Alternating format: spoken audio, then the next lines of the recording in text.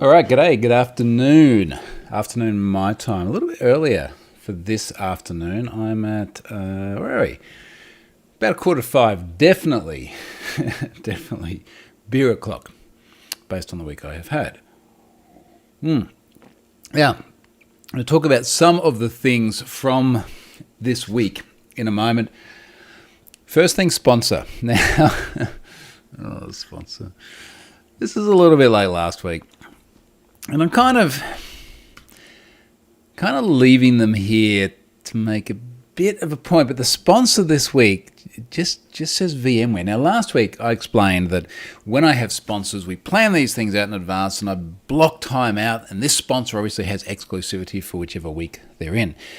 And I explained last week that VMware was this week's sponsor, but after agreeing to the dates, they didn't get back to me and give me the message that they needed for their sponsorship. And unfortunately, my VMware person no longer replies to their emails. So I'm not sure if it's thanks or not because they haven't paid the bill either. But I might just leave it there and just give them a little bit more of a chance to come good on their commitment to sponsorship period before I'm any more candid about it. Let's leave it at that. Move past because I really don't have anything more to say about the sponsor because the message at the moment literally says VMware. G'day Rambling Geek and George. Thank you very much for joining. Now that I've got that bit out of the way.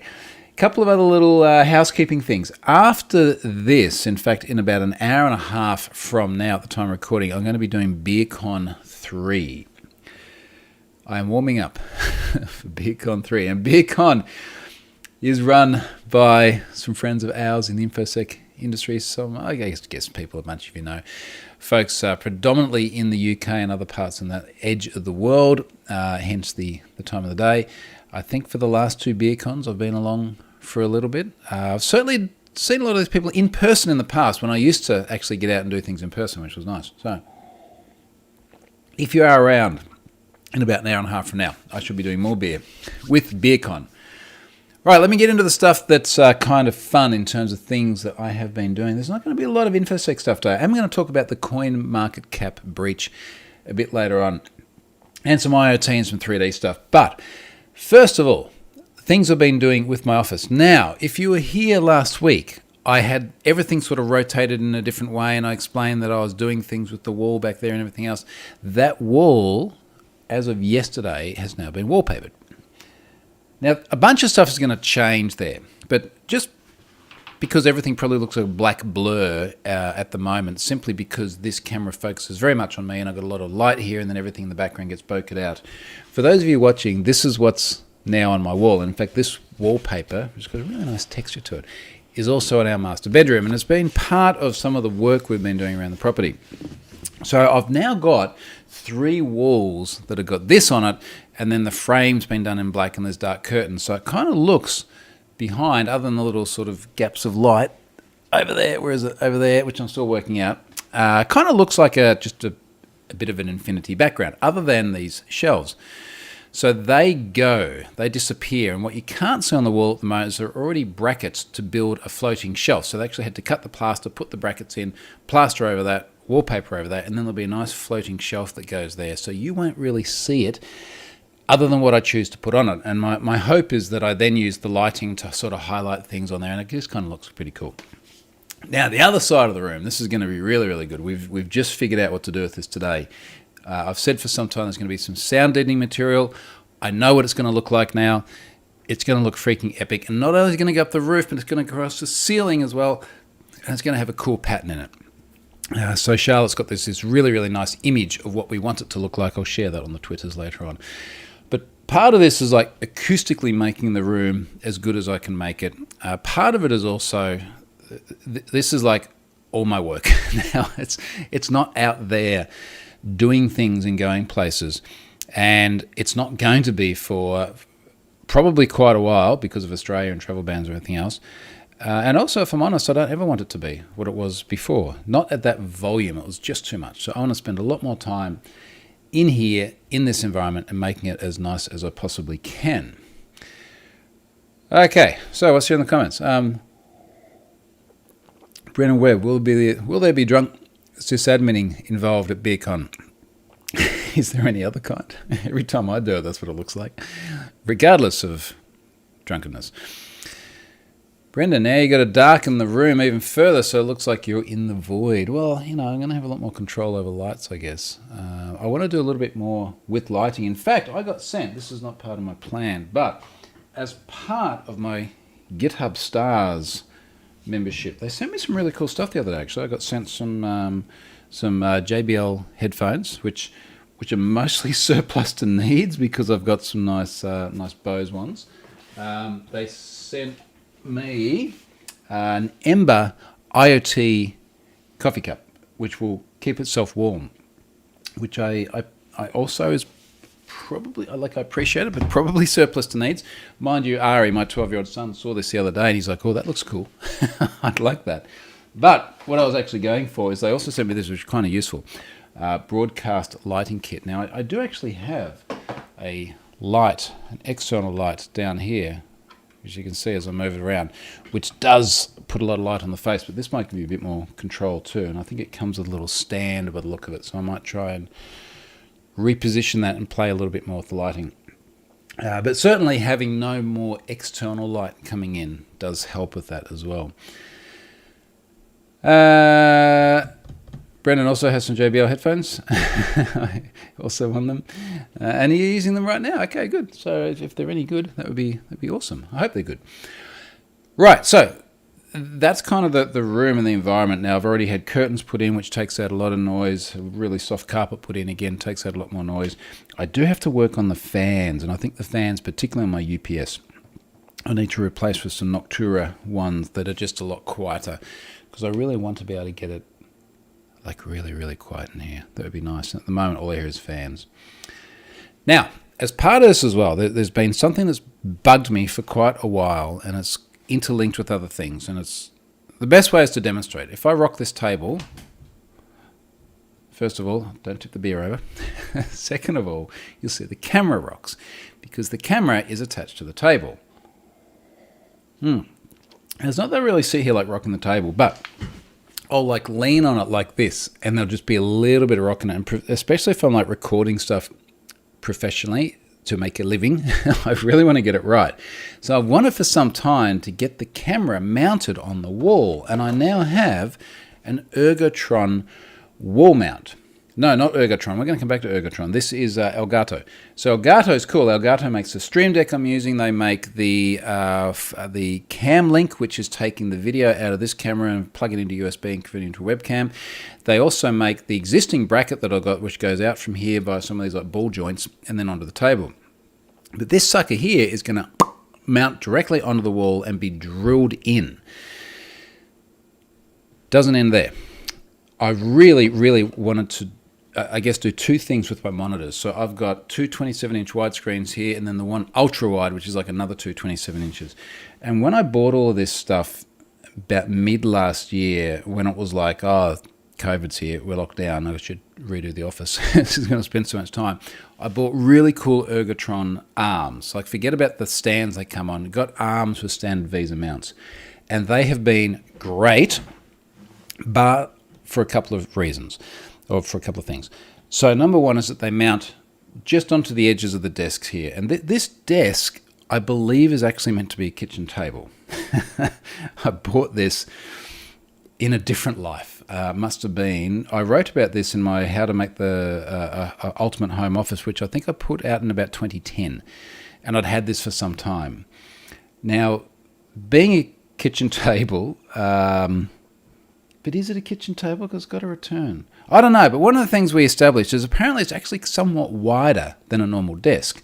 So I'd really like to be able to have a narrow one just to get a bit more room in the office around me. And also, Charlotte and I often sit here in front of the computer together because we do all the things together now. And this has got legs which are basically at the edge of the frame, so we can't sit here together. So I'm going to get a desk made, which is kind of exotic.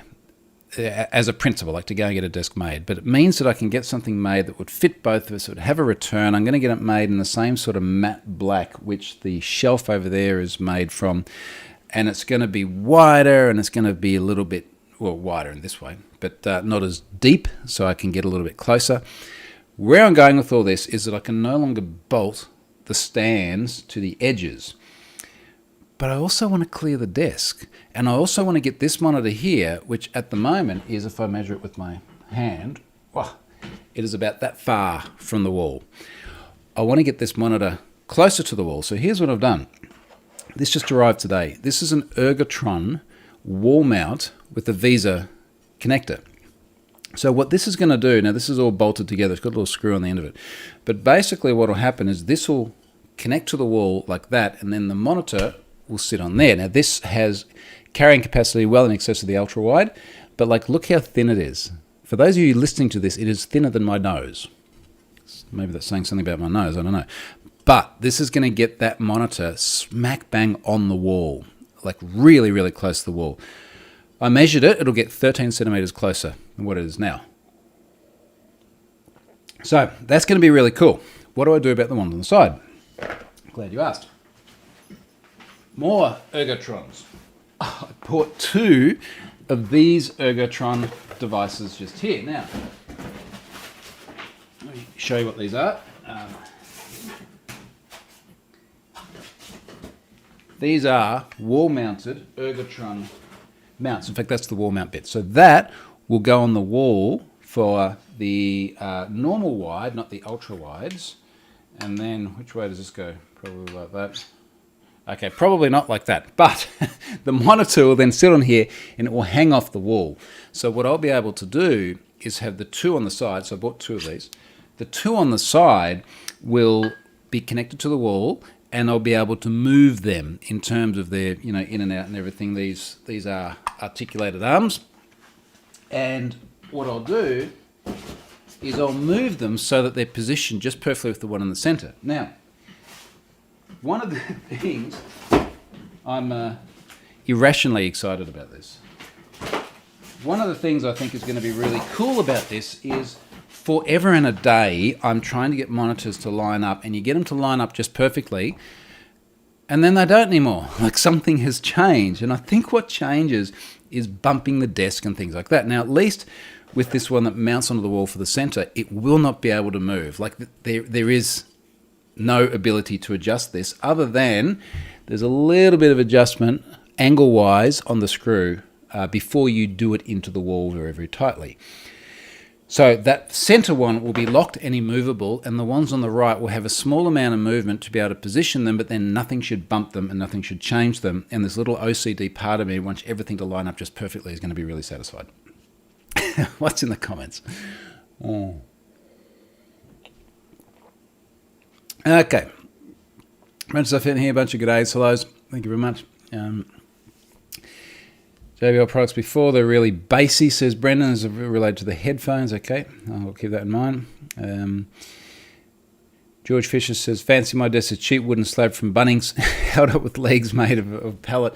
I remember a story about Bezos in the very, very early days where his original desk was just like a door on trestle tables or something like that. And I think there's a thing about like starting from humble beginnings with a really shitty desk. I imagine he has a better one now, or certainly has the option to have a better one. But this has been a good desk. It has done me well. It is time to move on beyond there. Lance, g'day from unlocked down Sydney. Yes, congratulations. You're out of lockdown there. You still can't come here, but not too far away. Burton's here at last. You're late, but thank you. Burton's normally first here. Brendan says I might as well be an Ergotron ambassador. I know. What I'm going to do is I'm going to take the existing Ergotron arms I have and put them in the kids' rooms because they've got hand-me-down monitors at the moment. So my son does have a new one for his birthday, but that's a different story. And I want them to have that same sort of flexibility to get stuff off the desk and everything. So I will put them to good use. Most of my used tech stuff gets handed down to the kids. Shiny Doc has noticed that Burton is not the first here today. That does stand out, Burton. I know I started earlier. I'm sorry. Brandon's always wanted to have a wall-mounted touchscreen above his dual monitor, be able to move down and close on one. So I think the whole idea of wall mounting stuff I really, really like. Now, unfortunately, to do this is going to take some effort because I don't necessarily have timber in the locations where these things will be mounted. And when you think about that ultra wide and how this needs to mount, and for those of you listening to this, there are 2 massive screws that really need to go into timber. What we're probably going to need to do is pull some plaster off the wall.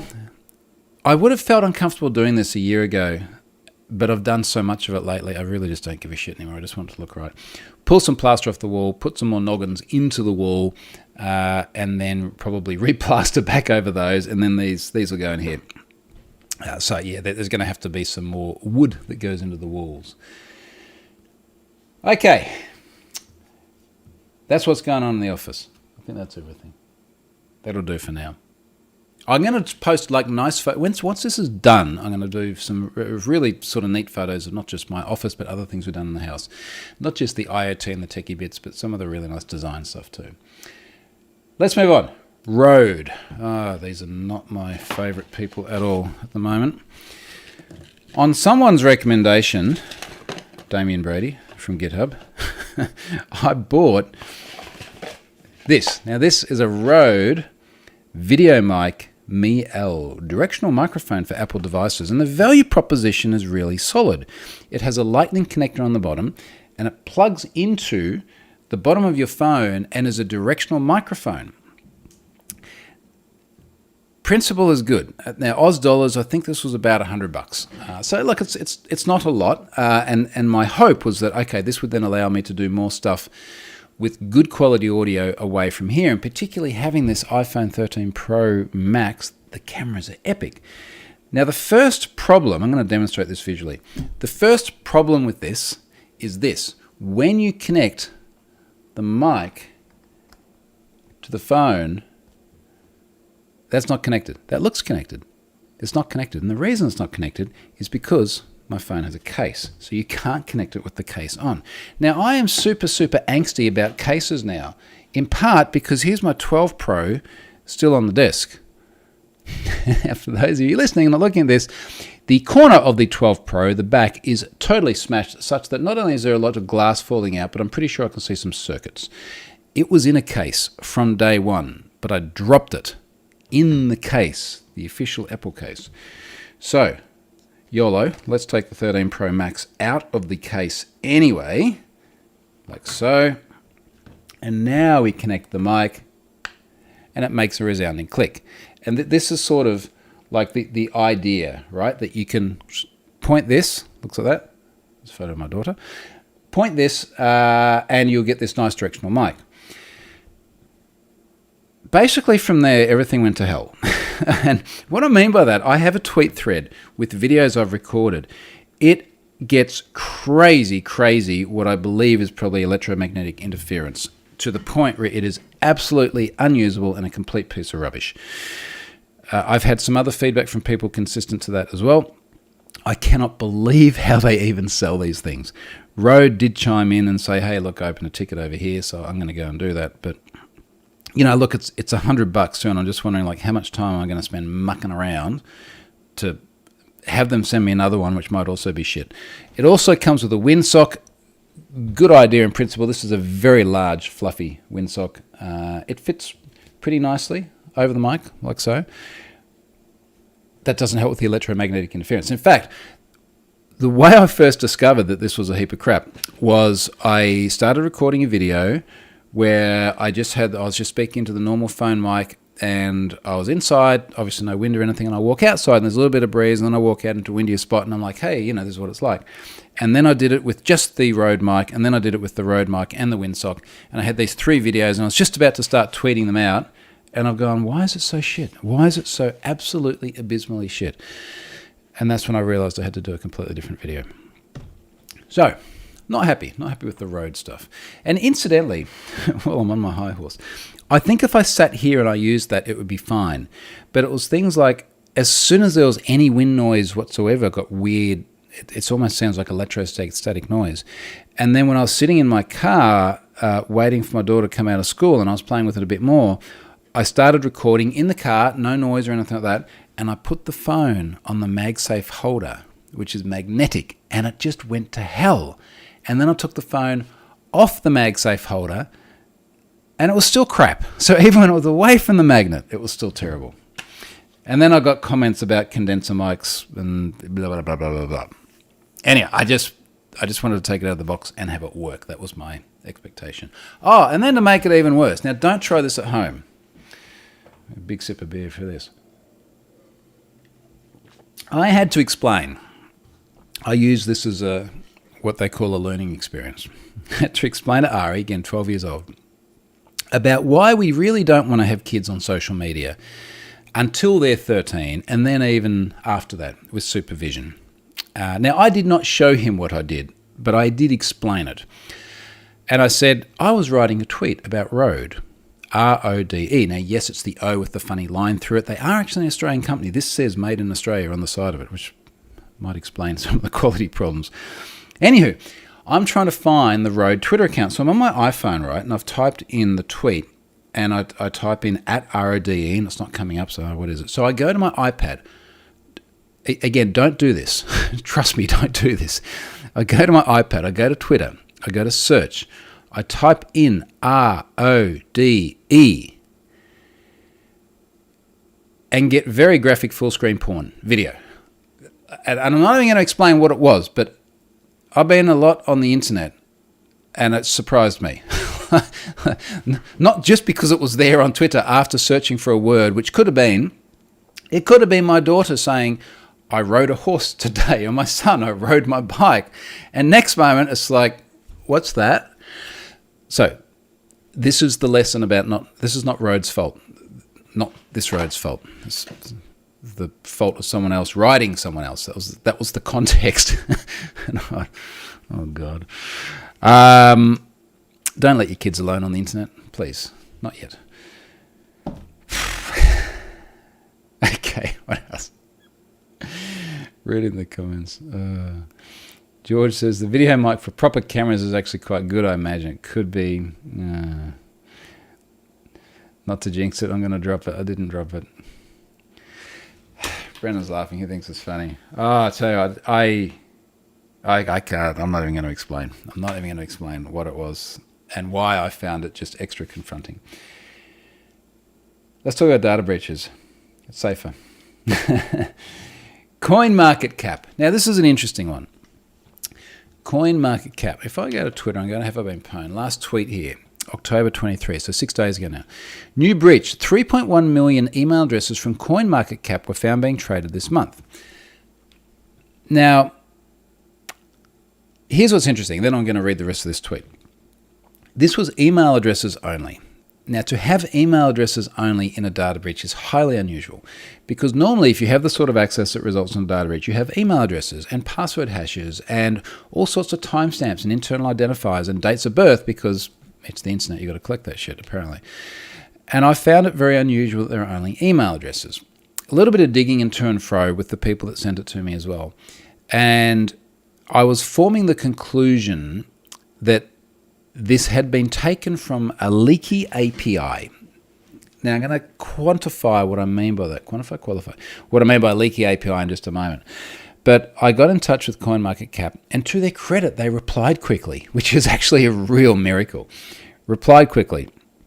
And I was able to communicate with them and send them information about the data, also point them to locations where people were talking about this on public forums. They said that they'd had a couple of other people mention this as well. And noted that the data did not, I forget their terminology, but it was effectively like the data did not come from a vulnerability in their system. And what I was rapidly concluding, and the rest of the tweet explains why, is that this was some enumeration vector on their website. So the rest of the tweet is this. CMC advised there is a correlation with our subscriber base. So that matches. But are yet to identify the source of the data. 99% were already in Have I Been Pwned. So why do you have 99% of a brand new, I'm air quoting, breach already in amongst all the other breaches? Now, just for reference, I'm normally saying like 60, 70, 80% would be high. 99% is almost a perfect match. And my belief is that someone has taken a big list of email addresses from data breaches, the same sort of stuff that I've got, and they have hit some sort of enumeration vector on the CoinMarketCap website and just gone, hey, does this email address exist? Yes or no. Does this one exist? Yes or no. And it's either that or someone, I think I can say this publicly, someone sent me information to suggest that they had email addresses, CoinMarketCap had email addresses exposed with very, very minimal obfuscation. So instead of like test@example.com, it'd be T **t at example.com or something like that. I don't know why they would need to do that, but I have a fair degree of confidence that they were doing that.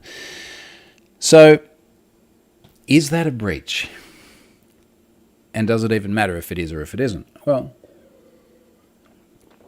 I guess talking mechanically, there should not be a service on their end that does this.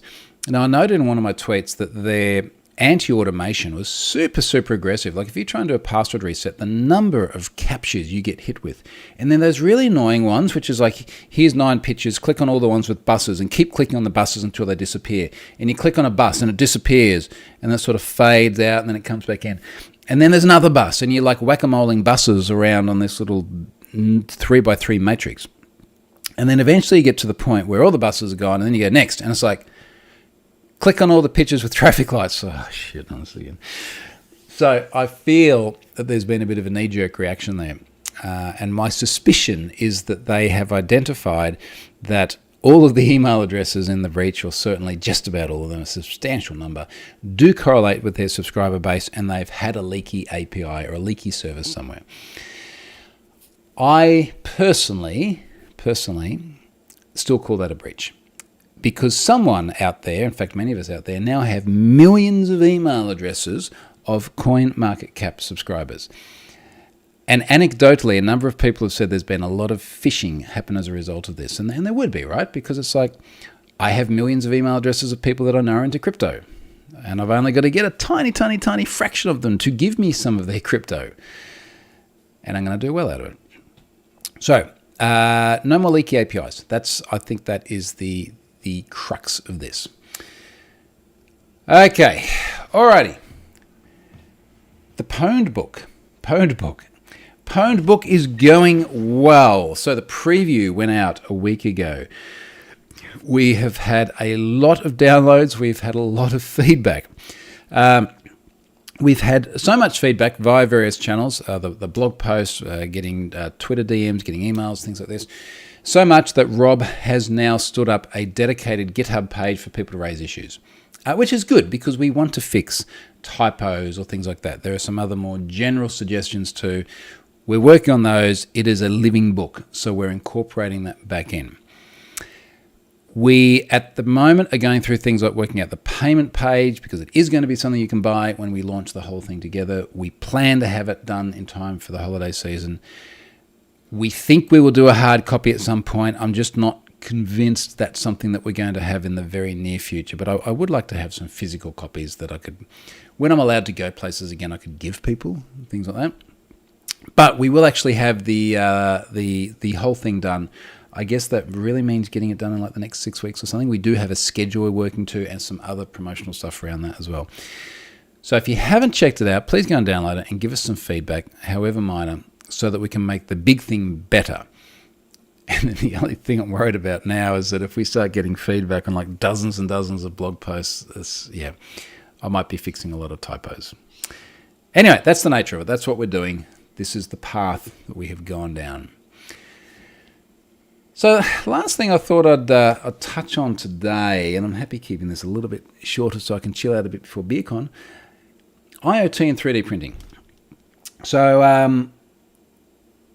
I've done a lot of swearing this week, if I'm completely honest, about my curtains in here. I have a thread going, geez, between the IoT stuff and the Rode. Man, tell you what, I think I've taught Charlotte some new words this week. I really think I have. I'm trying to find the curtain thread here because I was just so angry when I did the curtain thread. So these are Rollees curtains. So Rollees Acmeda is the company, and they make this motor. And I have ranted before on this channel about how the range to the hub is really rubbish. Anyway, long story short, the like path of least resistance, like the least evil, least painful thing I could work out is to use the second hub they sent me as well and try and get the 5 different motors I have around the place communicating to the 2 hubs, which I thought I had right, and then someone moved a hub like that far and it doesn't work anymore. So eventually I do have these 2 hubs going. I ended up finding that I could put one in Elle's room, my daughter, and that has enough range to do her room and my office. Then I could put one in the master, and I can do the 2 motors in the master because we've got like an L-shaped room and it's curtains on both sides. And it did reach Ari's room, but then someone moved it and now it doesn't. But I did manage to actually get it integrated into Home Assistant, which is really cool. So the kids can now do things like they can say, because they've both got Echoes on their desk, Alexa, open the curtains in Ari's room, and it just does it. I've got an automation for my daughter in Home Assistant, which I've had for some time, which is, first of all, Alexa speaks and says, get up, a little bit more politely. And then I've just got this schedule of the Sonos speaking, and it's always her who's a little bit slower getting ready in the morning. It's like, Elle, you should be eating your breakfast by now. And then, Elle, you should have your bag in the car by now. And then eventually it's like, Elle, you shouldn't be able to hear this because you should be gone. So now the first part of that also has curtain opening automation there as well. So at like 6:15 in the morning, the voice comes on. It's like, Elle, good morning. It's time to get up. And the curtains open, which is cool. And I'm going to keep tying more and more stuff into that. Incidentally, on the IoT lines and tying in more automation, now that I have the in-ceiling Sonos, which I've spoken about before in the master, we've been playing. That's what I found. Oh, thanks, Siri. That's good on you for listening to all of that and sending it to Apple. Now I've got the Sonos in the roof. People get really upset when I say roof. Ceiling, up there. Charlotte and I found we've been listening to a lot of like rain music, a bit like the sound of rain, because it just seems to have helped us really, really sleep a lot better. So now I've got an automation where the button that I use to turn the aircon on and off with the SwitchBot, which is the one that sits in a 3D printed designed and 3D printed frame on the air conditioning button to do that. I can double click it and it turns on the rain music, which is really nice. And then it just plays until I think I've got it turning off at 4:30 in the morning before we get up or something like that. So little things like that do make quite a big difference to our lives. It is nice being able to lay there in bed and just tap a button and aircon goes on or off, or turn on the sound of the rain. Dale, from now on I refer to those pictures as whack-a-mole captures. Yeah, I think that's fair. I'm going to own that phrase. George says, would it be possible to enumerate the posts against something like Grammarly? I assume this is referring to my posts and my constant typos. So just for reference, when I write a blog post, I'm writing it in Ghost in a browser, so you get all the Google spell check and everything in there. Before I publish anything, when I feel like I'm getting really ready, I will copy it and I'll paste it into Word and I'll let all the Word grammar check go through it. Now, I know that there's things like Grammarly as well, but that should kind of catch it all. But consistently, I miss things. Even the very start of the blog post I wrote about the book, I screwed up like the second word. In fact, my mum picked it up. Here we go.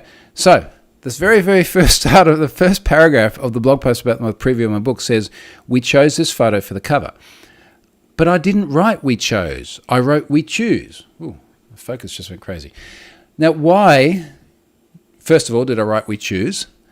And second of all, did Word not pick that up and let me know, or did I not know? I don't know. Anyway, there's typos. There's a GitHub issues page. You can submit them. 3D printing dramas. I did have some 3D printing dramas this week. I was initially very excited to take GitHub Skyline and make a model of it. Now, if you've not done this before, go to skyline.github.com, put in your GitHub handle, or you can put in mine if you like, it's just Troy Hunt, and then you pick a year and it can create a 3D model of your commits, which is actually kind of cool because you get like this 3D visualization of how active have I been at different times. And I wanted to do one for me of 2019 because 2019 was just a massive, massive, massive year for me. I did write a bunch of code for Have I Been Pwned and other things. This was when I was going through separation and then divorce and everything as well. It was also when I was going through the whole merger and acquisition process for Have I Been Pwned. And it was when I wrote code for things like the API management services where you can buy the API key. And I thought, well, that was like a seminal year in my life, which I do talk about in the full version of the book as well. Bye soon. So I wanted to 3D print that. Now, I downloaded the model, downloaded the STL, sliced it up, did it at a fairly fine precision, put ironing on the top just to make it all look nice, sent it to the printer with a white filament, not a Prusament filament, one of the other cheaper ones, and went about my business, took a photo. It started printing halfway through, and I took another photo and tweeted it without really thinking too much about it. And then a bunch of people were like, wow, your printer looks shit.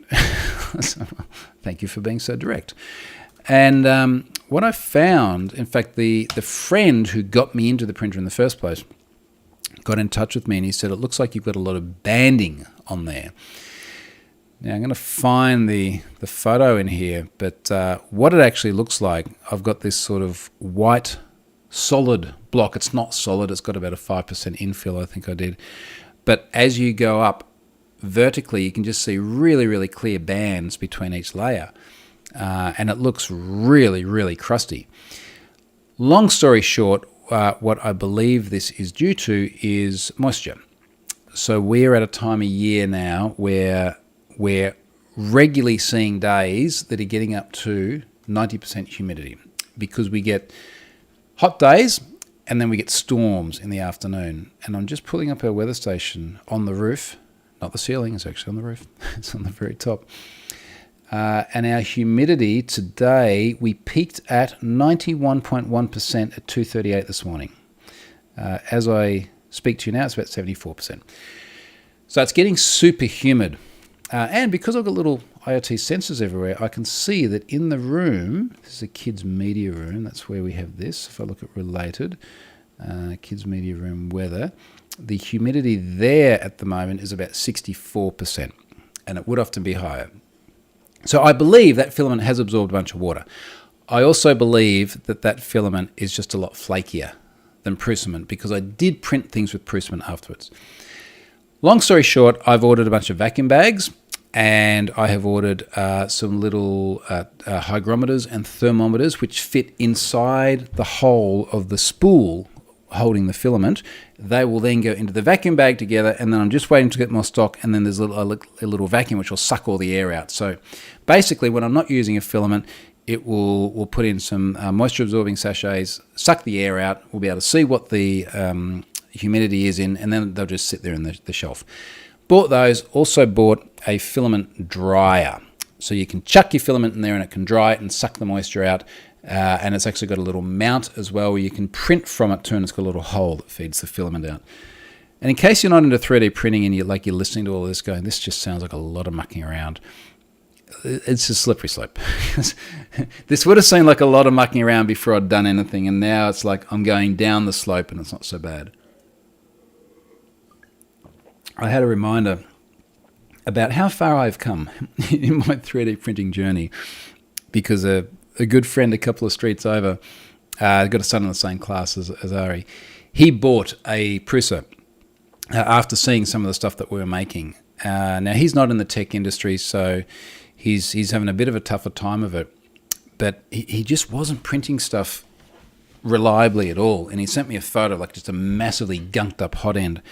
So I went over and helped him out with it. And it was things like just, and if this is all new to you, like this is the stuff you have to do if you ever get into 3D printing, just really poorly tuned Z-index. So the print head was really high off the bed. So when it extruded the filament, it was literally like falling onto the print bed rather than being perfectly lined up onto it. Didn't know that he needed to clean his print bed with isopropyl alcohol after every print. So stuff wasn't sticking well. Because it wasn't sticking well, he used a glue stick and had glue all over it.